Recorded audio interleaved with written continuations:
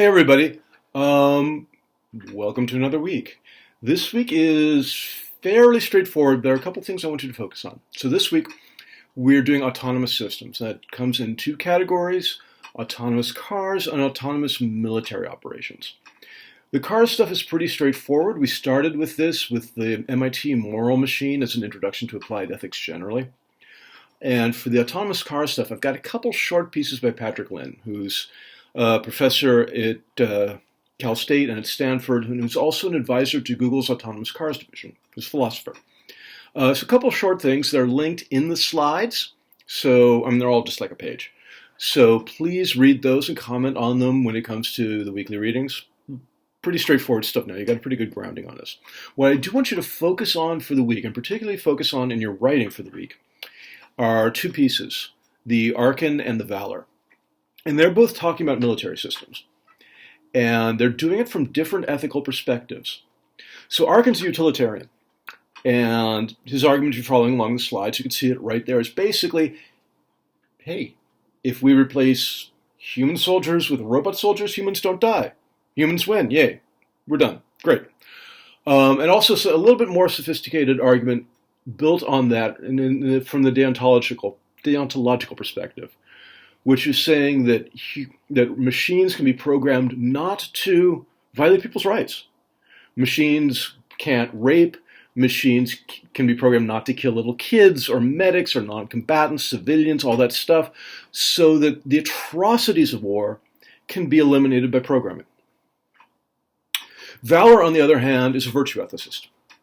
And she makes a really interesting and really powerful case for the virtue ethics of soldiering, which basically says when we put ourselves on the line, we take that a lot more seriously, and we're a lot less willing to commit to war, to commit to atrocities, than if we're having machines. And if you think machines are going to be programmed to be perfectly wonderful and never commit war crimes, you're deluding yourself. They can be programmed to commit war crimes just like they can be programmed not to commit war crimes. And if soldiers are people who are sitting back in gaming chairs in Nevada, dealing with autonomous weapons or even remote-controlled weapons, there's an emotional and professional distance from the action.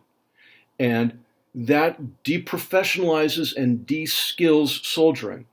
It takes the virtue of dealing with an opponent one-on-one out of it, and it becomes mechanical and can become meaningless and can encourage additional warfare and additional violations of rights in warfare.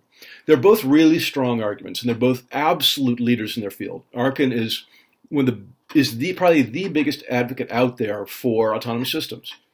And Shannon Valor is probably the smartest tech philosopher out there in the field today. Don't tell Patrick Lynn I said that. We're friends. You didn't hear that from me. But yeah, so there are two people who are making fantastic arguments on opposite sides of the same issue. I think that'll give you a really strong perspective of the kind of writing I'm expecting from you in your papers.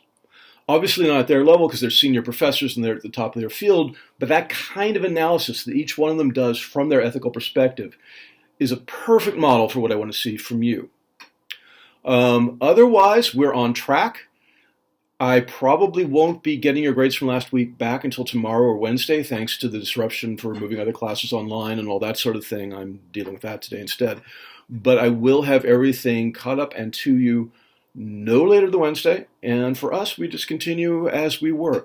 Please take the extra time that you might have this week to be working on your term papers. The deadline for the first draft is coming up soon.